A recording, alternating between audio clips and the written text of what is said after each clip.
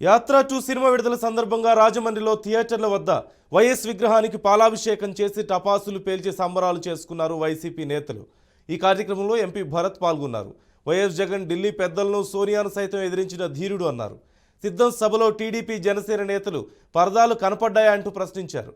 యాత్ర 3 ద్వారా త్వరలో జగన్ ప్రస్థానం వస్తుందంటూ తెలిపారు ఎంపీ భరత్. వైఎస్ రాజశేఖర్ రెడ్డి గారి కుటుంబ సభ్యులు మేమంతా కూడా ఎదురు చూస్తూ ఉన్నాము. ఎందుచేతనంటే రాజశేఖర్ రెడ్డి గారి జీవితమే ఒక సినిమా కన్నా ఇంకా ఉత్కంఠంగా ఉంటుంది. జగనన్న యొక్క ప్రజా ప్రస్థానం కూడా ఒక సినిమా కన్నా ఇంకా ఎన్నో నాటకీయ పరిణామాల కింద కనిపిస్తూ ఉంటుంది. ఎందుచేతనంటే ఒక సింగిల్ పర్సన్ని ఎదుర్కోవడానికి మొత్తం ఢిల్లీ అంతా కూడా ఏకమైంది. మూవీ ప్రతి ఒక్క వైఎస్ఆర్ కుటుంబ సభ్యుడికి కూడా మనసుల్లో గుచ్చుకుంటుంది. ఎందుకంటే మన సినిమాల్లో ఎన్నో డ్రామా ఎన్నో రకాలు చూస్తాము.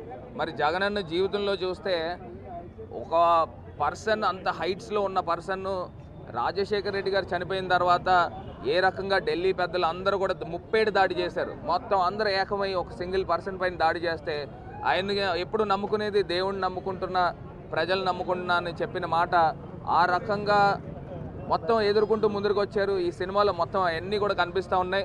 మేము అందరం కూడా చాలా ఎంజాయ్ చేస్తున్నాము. వైఎస్ రాజశేఖర్ రెడ్డి గారు